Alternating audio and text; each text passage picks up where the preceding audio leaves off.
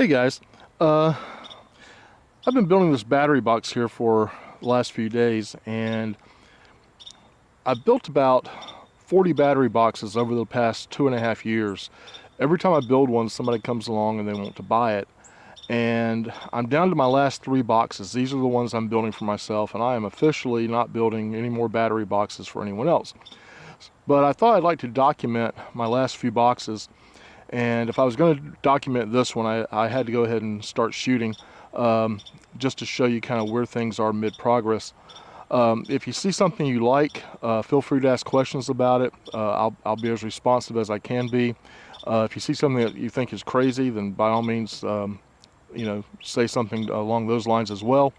One of the things about building battery boxes is that you can build them to meet your individual needs. You don't have to worry about putting connections on there for every conceivable possible use that somebody might have, because you know how you're going to use your box, and so you build it to your custom specs.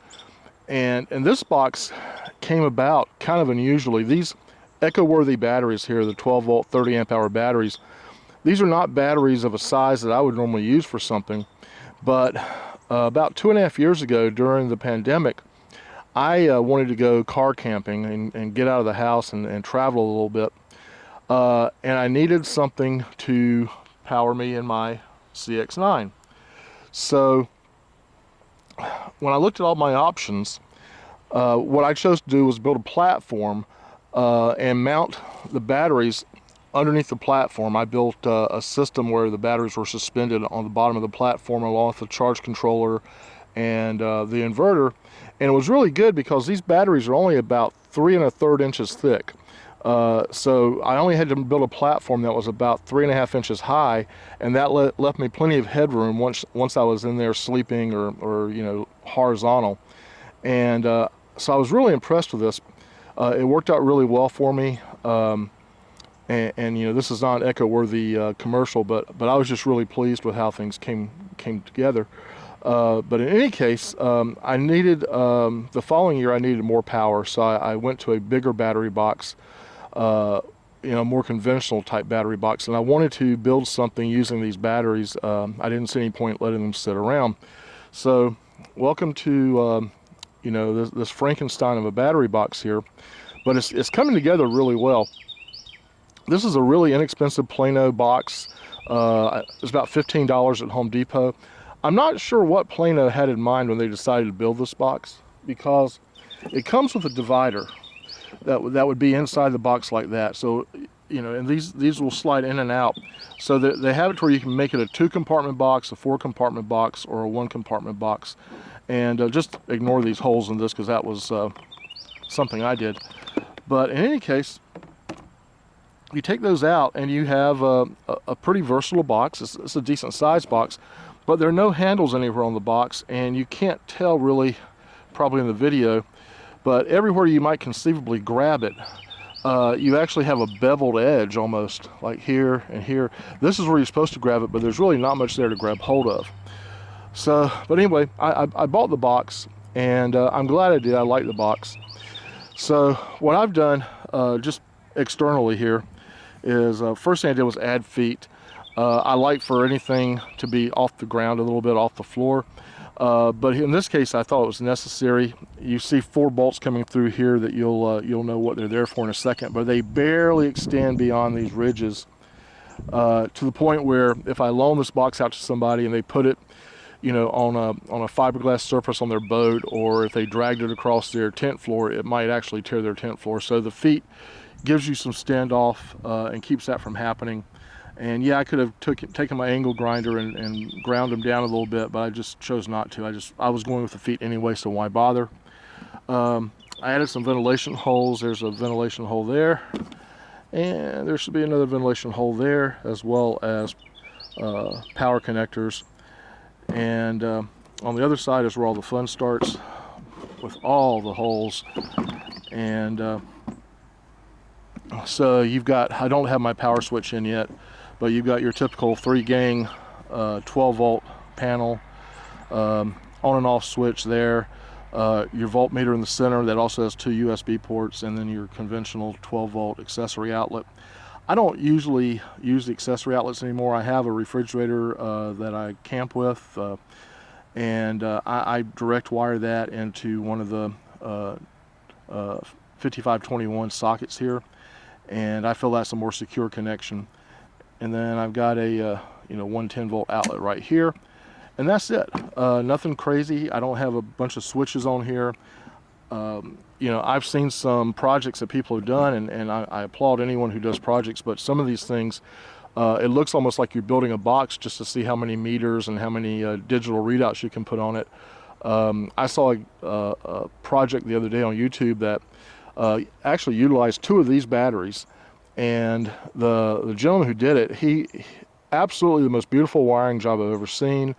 It was really a super nice project, but he had 8 digital readouts on the outside of this thing, and never could explain really what they were there for. I mean, he had basically a voltage readout on each corner of his box, and I'm not really sure what the purpose of all that was. It just kind of, it's flashy, it's cool, I like bling, but it just kind of overcomplicated things a little bit. I like to keep it as simple as possible, and again, build specifically for whatever my needs are. But in any case, we open the box up, and there is a New Power PWM solar charger. I went with PWM in this case strictly because this wasn't meant to be a real high-end project. I don't think you can see it, but I have a 160 watt solar panel mounted on top of my car, and that would work perfectly with this solar charge controller. And I also have 2 suitcases that, if you check my channel here, you'll see the 2 solar suitcases I built, and in theory that would work well with this battery box also. Inside, I haven't wired everything yet because, like I said, I wanted to go ahead and shoot a quick video, but I've got what I call L channel, or just normally I'd call it angle iron, but this is angle aluminum, so have angle aluminum there, and that's what the screws were going through the base of the box, and that holds my batteries in place. And I also pad it with leftover solar panel padding, the packing material that comes with it. And then again, you see the attachment cord for the 110 volt outlet that will plug into the inverter that will be mounted up here up high. But everything's really straightforward. The yellow is for solar in. I build all of my boxes basically to be interchangeable. So anytime you see yellow with my boxes, it means that this is a solar input coming into the box. Red means that is power coming into the box. So that could be either, well, typically that would be a charger, an external AC charger that I have. I have other larger battery boxes that the red may be solar input.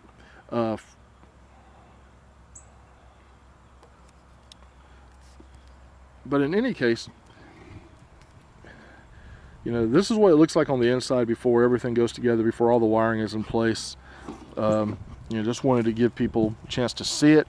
I mean, people are building boxes like crazy these days because they realize they can get a lot more value for their money than going with a large, Blue Eddy or EcoFlow.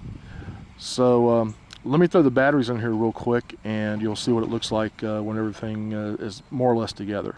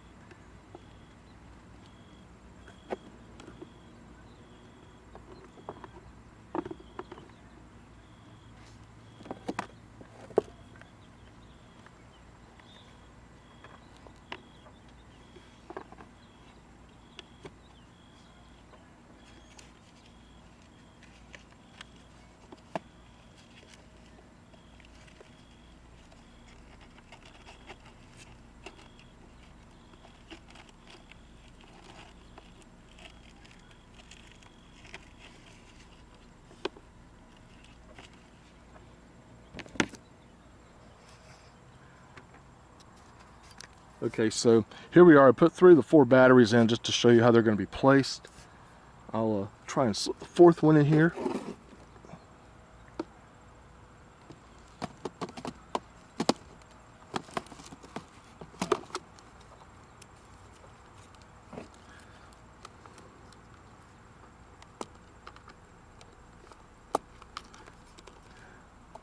Okay, so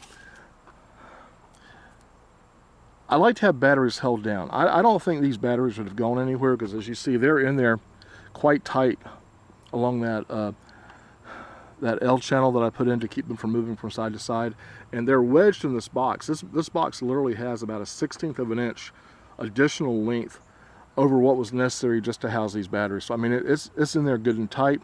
In fact, these channels right here that held that divider I showed you, I had to trim them out with a multi-tool to make room.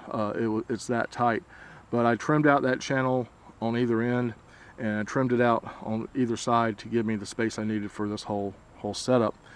But I wanted something to hold the batteries in case the box were to turn over. You know, you can never predict what's going to happen, and I was looking at coming in here with a piece of flat aluminum, an inch wide, 1/8 of an inch thick, bending it and then screwing it in here, and having it just sit on top of the batteries to hold them in.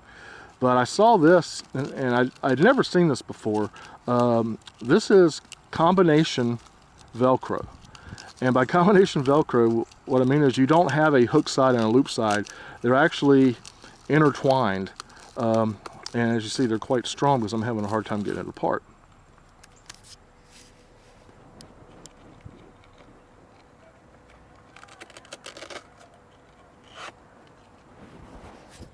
Okay, so I got it apart.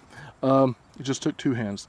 So anyway, I saw this on Amazon, and I really, the description said what it was. It was a combination Velcro, and you know, I ordered it, and I was thrilled to find that it was exactly what it said it was.